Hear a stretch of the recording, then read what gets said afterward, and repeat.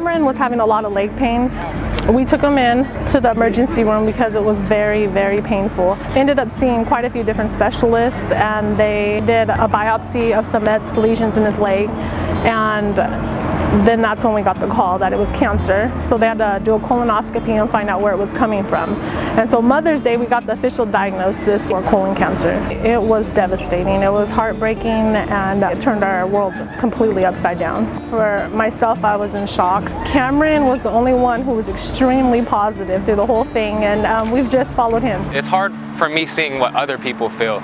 Like my mom, you know, she gets really down and out sometimes. I handled my diagnosis very, very well.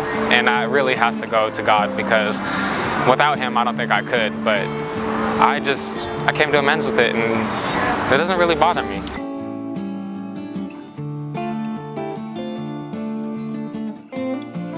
The day we got the diagnosis, my husband, you know, he didn't want to go in and tell Cameron the diagnosis, and I told him we've always been honest with him.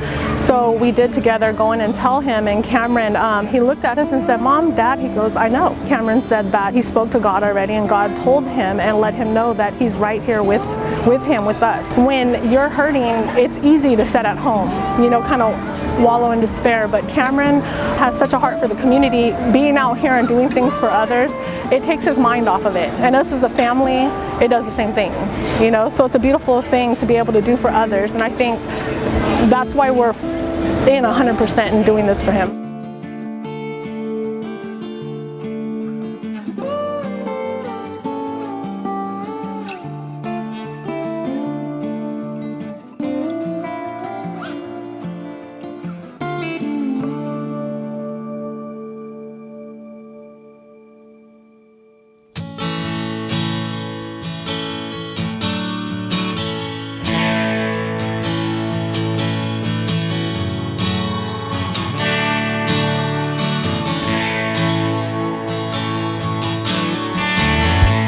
You could meet Kevin Hart or something like that, or you could go to Disneyland, or you could go to Hawaii, but after that, it's over. Like with this, I could continuously give back, and it's a more long-lasting and heartfelt wish, I felt like.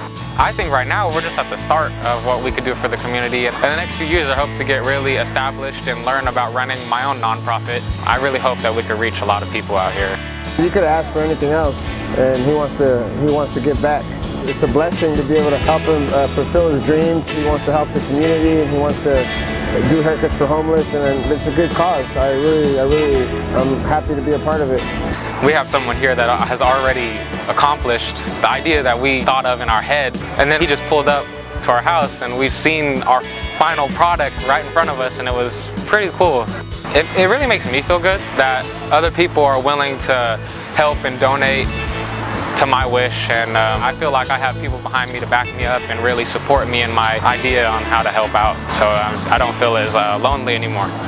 It gives me like a reason to get up and get out and really give back, because on chemo weeks and chemo days, I get stuck in a room for a while. Sometimes I get a little down, like, man, I can't go out with friends, I can't do this, but having the bus here is going to give me like, oh, well, I'm on chemo this week, but next week we can go on the bus and really help out others and just give me that push, you know? I can't wait to get started. I'm really happy, and I'm still staying positive and just getting through. With Make-A-Wish, you guys loving on Cameron, I mean, it's touched our hearts in ways that I'll never be able to fully express. So thank you guys.